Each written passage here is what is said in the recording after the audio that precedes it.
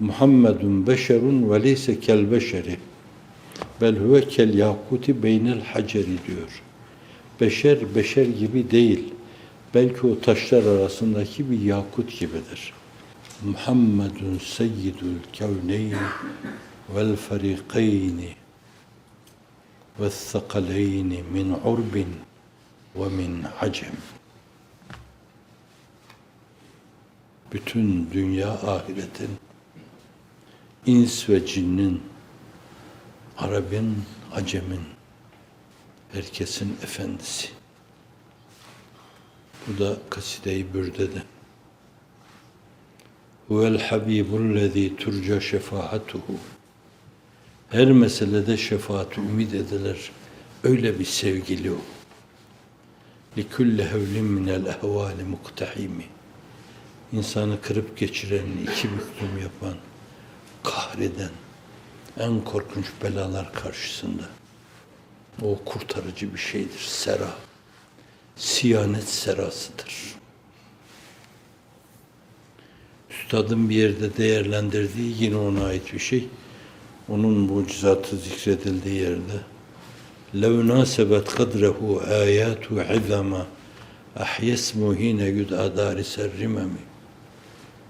Eğer onun mucizeleri kâmeti kıymetine uygun cereyan etseydi, mucizeler onun çok berisindedir.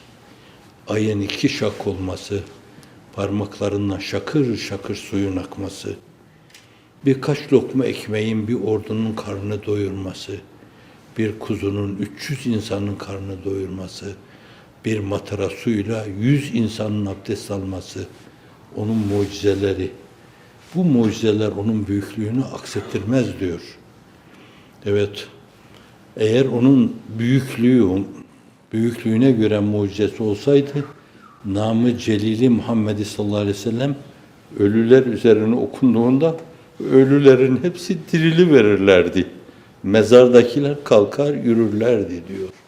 Yine bu seyri.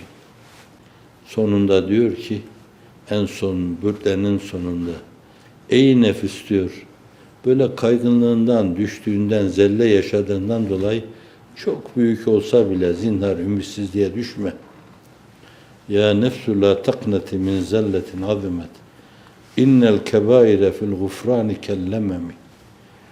O kocaman kocaman günahlar Cenab-ı Hakk'ın gufran denizinde sadece minnacık köpüklerden ibaret kalır. Senin günahın ne olacak ki? Öyle diyor. Kendi adına da öyle diyor yani. Bunu Kıtmir mutfağın kapısına yazdırmıştım her zaman bakayım. Onda kendi hatalarımı, levsiyatlarımı hatırlayarak reca hissimi kaybetmemek için. Ya nefsu la takneti min zelletin azimet. İnnel kebaire fil gufrani kellememi. Allah'ım bizi kapının sadık kullarından eyle.